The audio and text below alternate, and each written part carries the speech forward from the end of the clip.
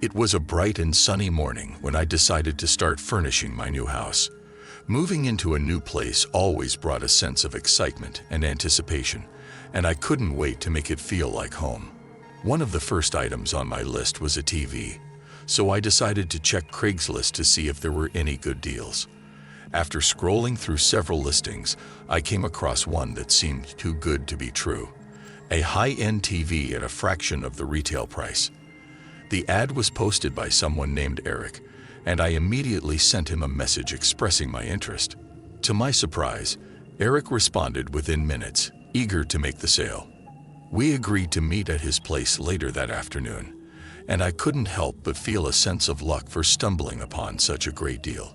However, as I arrived at the address he provided, I couldn't shake a nagging feeling of unease. The neighborhood seemed quiet and deserted, and something just didn't feel right. I parked my car and approached the house cautiously. Knocking on the door, I was met by a man who introduced himself as Eric.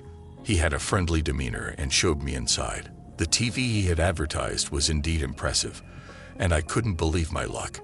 As I examined the TV, Eric made small talk, asking about my plans for my new house. But then, in a sudden and shocking turn of events, Eric's friendly facade crumbled, and he pulled out a weapon, demanding that I hand over my wallet and phone. Panic washed over me as I realized I was being robbed right there in his home. I had walked right into a trap, and there was no way out. I reluctantly handed over my belongings, my heart pounding in my chest. With my belongings in his possession, the imposter who had claimed to be Eric quickly fled the scene, leaving me shaken and helpless. As soon as he was gone, I dialed 911, reporting the robbery to the police. They arrived promptly, and I gave them a description of the imposter and the address where we had met. The police immediately went to the address, but what they discovered was truly shocking. They found a man lying unconscious in the kitchen, and it turned out to be the real Eric. He had been brutally attacked and left for dead by the imposter who had used his house as a venue for the robbery. It was a surreal and disturbing revelation that left me in disbelief. Eric was rushed to the hospital, and the police launched a full-scale investigation into the incident. They scoured the house for clues, gathering evidence that would hopefully lead to the capture of the imposter who had committed the crime. Meanwhile, I provided a detailed statement to the police, recounting every detail of the encounter with the imposter.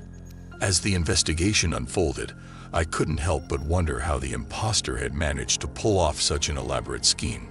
It was clear that he had gone to great lengths to set up the ruse, using Eric's house as a backdrop to lure unsuspecting victims like myself. The entire situation was a chilling reminder of the dangers that lurked in the world, even in seemingly ordinary transactions. Days turned into weeks, and the police were still working tirelessly to track down the imposter. I was filled with a mix of fear and frustration, wondering if justice would ever be served.